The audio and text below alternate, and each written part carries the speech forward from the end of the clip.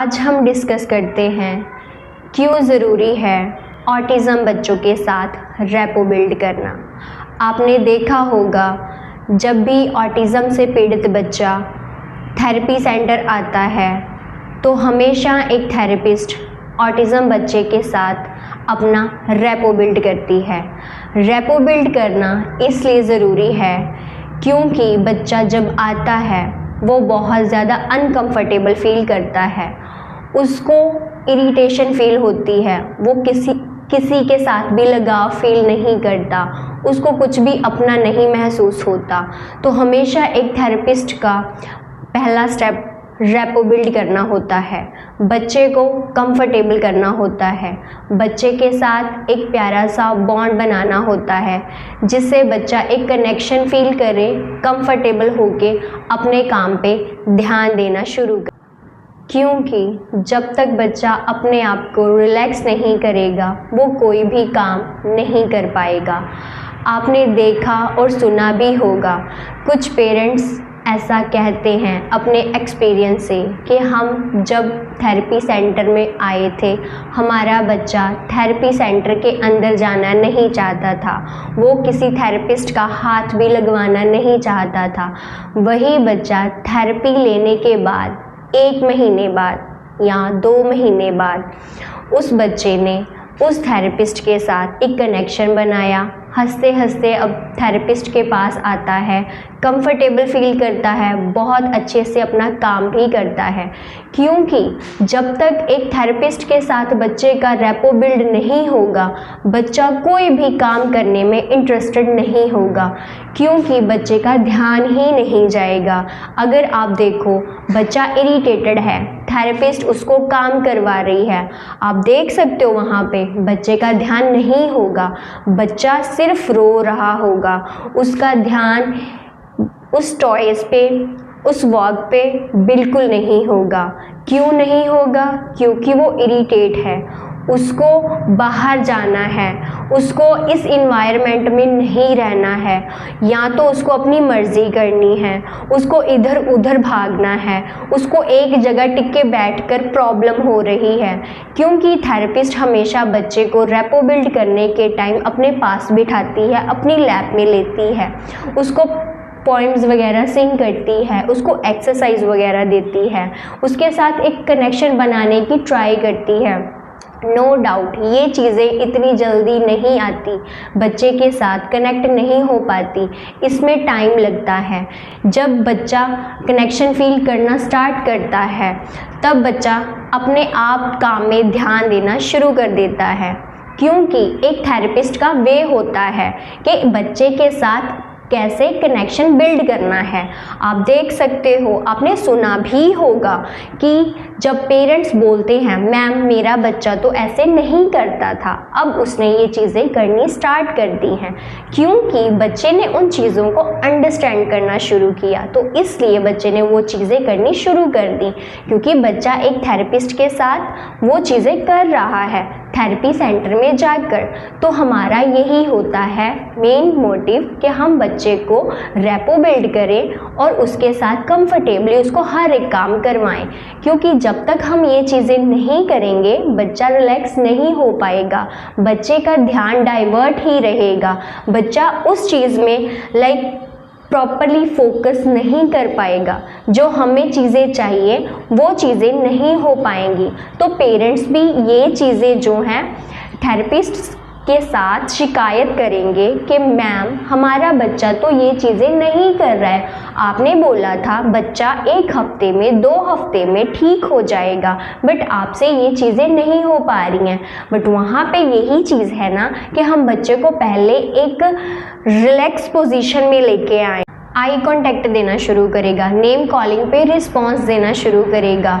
क्योंकि जिस थेरेपिस्ट के साथ उसने अपना कनेक्शन बिल्ड किया है वो थेरेपिस्ट कोई भी काम करवाएगी तो बच्चा उसको इंटरेस्ट के साथ करना शुरू करेगा।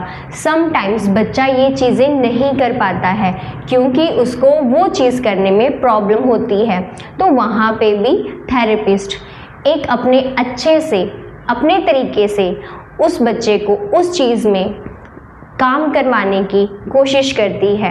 क्योंकि हमेशा थेरेपिस्ट बच्चे के बिहेवियर के अकॉर्डिंगली ही बच्चे को काम करवाना शुरू करती है। बच्चे को जब भी हम काम करवाएं या थेरेपिस्ट कोई काम करवाए, वो बच्चे का ऑल ओवर बिहेवियर चेक करके उस लेवल पे उसके अकॉर्डिंगली फिर काम करना शुरू करती है। क्योंकि जब तक हम बच्चे को उसके अकॉर्डिंगली काम नहीं करवाएंगे, उसके बिहेवियर के अकॉर्डिंगली काम नहीं करवाएंगे, तो बच्चा वो चीज़ें करने में इंटरेस्टेड भी नहीं होगा। हमारा मेन मोटिव क्या रहेगा कि बच्चे को हम वो काम करवाएं जिसमें बच्चा थोड़ा थोड़ा इंटरेस्ट फील करे, थोड़ा थोड़ा आई कांटेक्ट देना शुरू करे। क्योंकि ये चीज़ें बच्चा शुरुआत में नहीं करता है। शुरुआत में बच्चा जब भी थेरेपी सेंटर में एंटर होता है तो वो रोता आता है, उसको वहाँ पे रहना बिल्कुल भी पसंद नहीं होता, क्योंकि पेरेंट्स के पास जाना होता है। घर पे तो बच्चा अपनी मर्ज़ी करता है, अपने घर पे इधर उधर गया, भागा दौड़ा, बेड पे चढ़ गया, टेबल पे चढ़ गया, तो वहाँ पे पेरेंट्स को ये चीज़ें प्रॉब्लम करती, तो पेरेंट्स इसका कोई सल्यूशन नहीं ढूंढ पाते हैं। इसीलिए वो थेरेपी सेंटर में आकर बच्चे की असेसमेंट करवा के बच्चे की थेरेपी शुरू करवाते हैं। और असेसमेंट के टाइम पेरेंट को बोला जाता है कि बच्चे का पहला स्टेप थेरेपी का वो रेपो बिल्ड होगा।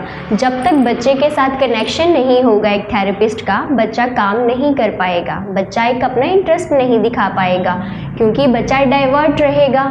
पहली बात तो बच्चा जब थेरेपी सेंटर में आता है, उसको इन्वायरमेंट नहीं अच्छा लगता, उसको किसी का टच लेने में भी प्रॉब्लम आएगी, वो टच भी लेना पसंद नहीं करता। तो हमेशा पेरेंट को बोला जाता है बच्चा स्टार्टिंग में आएगा, रोएगा, ज़्यादा ही रोएगा, क्योंकि उसको एक इन्वायरमेंट नहीं पसंद है। वो किसी अननोन पर्सन के पास आया है, टच लेना शुरू करेगा, वहाँ पे बच्चे को प्रॉब्लम तो आएगी, बच्चा बिल्कुल भी कंफर्टेबल नहीं हो पाएगा। तो पेरेंट को हमेशा बोला जाता है कि बच्चे के साथ हमारा फर्स्ट स्टेप रेपो बिल्ड करना होगा।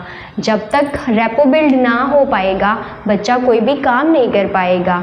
तो बच्चे के साथ हमेशा हम कनेक्शन बनाएंगे, बच्चे को उस पोजीशन में लेके आएंगे कि बच्चा इंडिपेंडेंटली हर एक काम करना शुरू करे। आपने देखा भी होगा कि जब बच्चा थेरेपी सेंटर में आता है तो वो रोता आता है, बाद में 1-2 महीने बाद वही बच्चा हैप्पीली आता है और हैप्पीली जाता भी है। बट सम टाइम बच्चे का जब अंडरस्टैंडिंग लेवल बढ़ता है तो बच्चा अंडरस्टैंड करना स्टार्ट कर देता है, उसको चीज़ें समझ आनी शुरू हो जाती हैं। तो वो वहाँ पे क्या चीज़ें होती हैं कि बच्चे को पता चलता है यहाँ पे मेरे से काम करवाया जाता है तो मैं नहीं जाऊँगा। तो पेरेंट्स समटाइम्स क्या बोलते हैं कि मैम बच्चा हमारा आना नहीं चाहता था, ये रो रहा था, ये बैग अपना पकड़ के बेड पे रख रहा था, बोल रहा था मैं नहीं जाऊँगा, क्राई कर रहा था, क्राई करके दिखाता है कि मैं नहीं जाऊँगा।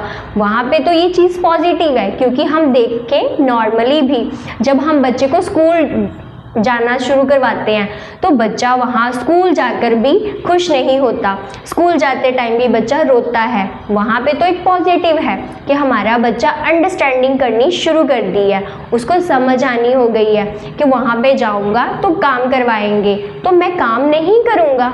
बट हमारा तो यही है, क्योंकि बच्चा तो टेंट्रम शो करेगा ही करेगा। मेन काम क्या है कि बच्चे को जब तक हम काम नहीं करवाएंगे तो बच्चा अपने बिहेवियर्स कंट्रोल नहीं कर पाएगा। बच्चे के बिहेवियर्स को कंट्रोल करना भी बहुत ज़रूरी है। जब बच्चा ये चीज़ें अंडरस्टैंड करना शुरू कर देता है देन बच्चे के टेंट्रम्स आने शुरू हो जाते हैं, बच्चा अपने टेंट्रम शो करता है। तो पेरेंट्स वहाँ पे भी डरते हैं कि ये चीज़ तो अब नॉर्मल थी, अचानक से ये चीज़ क्यों आ गई। वहाँ पे हम क्या पेरेंट्स को क्या कहेंगे, पेरेंट्स को हमेशा यही बोला जाता है कि मैम जो टेंट्रम होते हैं ये फ्लक्चुएट होते रहते हैं, ये बच्चे के आते जाते रहते हैं। पेरेंट को यहाँ पे इन चीज़ों को इग्नोर करना होगा। आप इग्नोर करोगे तभी बच्चा ये चीज़ें समझेगा, अच्छा मुझे तो कोई लाइक अटेंशन नहीं दे रहा, मेरे पे कोई ध्यान नहीं दे रहा, मैं कैसे अपने टेंट्रम शो करके किसको दिखाऊं। तो वहाँ पे ये जो चीज़ें हैं बच्चा सोचता भी है, अंडरस्टैंड भी करता है कि अभी पेरेंट मेरे पे ध्यान नहीं दे रहे हैं, तो मेरा ये जो टेंट्रम है शो करने का भी कोई फ़ायदा नहीं है। वहाँ पे बच्चा चुपचाप आएगा, जो भी पेरेंट ने काम बोला होगा बच्चा आराम से वो कर देगा, क्योंकि पेरेंट ध्यान ही नहीं दे रहा है। तो बच्चा तो ये चीज़ें सोचेगा ही ना कि मेरा तो लाइक मेरे पे ध्यान नहीं है, तो मैं कैसे अभी कोई अपना टेंट्रम शो कर पाऊँगा, तो मैं कर ही नहीं सकता हूँ। तो वहाँ पे बच्चा अपना हर काम जो है अच्छे से कर लेता है, बच्चा अपने टेंट्रम शो करता है। तो वहाँ पे हमेशा पेरेंट को गाइड किया जाता है कि मैम ये चीज़ें जो हैं अप डाउन होती रहती हैं, आपने इन चीज़ों को इग्नोर करना है। आप इग्नोर करोगे, बच्चे को लगेगा कि मेरा ये टेंट्रम शो करना ये वेस्ट है, पेरेंट तो ध्यान नहीं देंगे। तो वहाँ पे ये चीज़ें तो बच्चे की शो ऑफ होंगी, बच्चा सिर्फ शो ऑफ करेगा कि मैं दिखा रहा हूँ, आप ध्यान दो। तो ये चीज़ें हमेशा पेरेंट को बोला जाता है कि आप इन चीज़ों को इग्नोर करो, क्योंकि बच्चे की अंडरस्टैंडिंग बहुत अच्छी है, अंडरस्टैंडिंग का लेवल अप हो गया है, इसलिए बच्चा अपने टेंट्रम्स दिखाता है। स्टार्टिंग में बच्चा जब भी आता है तो उसका तो यही मेन मोटिव रहता है एक थेरेपिस्ट का कि बच्चे के साथ कनेक्शन बिल्ड किया जाए, उसके साथ एक कंफर्ट जोन बनाया जाए, उसको अच्छे से प्रिपेयर किया जाए कि वो हर काम में फोकस होके अटेंशन दे के अपना काम करे, क्योंकि जब तक ये चीज़ें नहीं होंगी तो बच्चा अपने काम पे फोकस नहीं कर पाएगा। तो हमेशा थेरेपिस्ट क्या चीज़ें करती हैं, बच्चे के साथ रेपो बिल्ड करती है। रेपो बिल्ड करना बहुत ज़रूरी है, ये चीज़ें इसलिए ज़रूरी है क्योंकि बच्चा कंफर्टेबल फील करे, अपना काम अच्छे से कर पाए, अपने काम पे प्रॉपरली ध्यान दे पाए, तभी बच्चा आगे ग्रो करता है। ऑटिज़म का बच्चा जो होता है इरिटेटेड तो होता ही है, रोता है, उसको काम करने में कोई इंटरेस्ट नहीं होता। इनके बहुत ज़्यादा लाइक टाइप्स भी रहते हैं, इनको इश्यूज़ रहते हैं। समटाइम्स आपने सुना होगा कि बच्चे को सेंसरी इश्यूज़ है, तो सेंसरी इश्यूज में क्या आएगा कि रेपो बिल्ड करते टाइम बच्चा टच लेना पसंद नहीं करेगा, उसको बिल्कुल भी पसंद नहीं होगा कि कोई मुझे टच कर रहा है, क्योंकि कुछ बच्चों को सेंसरी में टच लेने से प्रॉब्लम होती है। तो थेरेपिस्ट जो है अपने अकॉर्डिंगली अपने वे के वो बहुत अच्छे से बच्चे के साथ टच लेना उसको फील करवाती है, उसके साथ कनेक्शन बिल्ड करती है, बहुत प्यारा सा बॉन्ड क्रिएट करती है। तो वहाँ पे बच्चा अपने आप कंफर्टेबल हो जाता है। तो थैंक यू पेरेंट्स, मैं अभी आपको नेक्स्ट वीडियो में मिलूँगी नेक्स्ट सोल्यूशन के साथ। Thank you.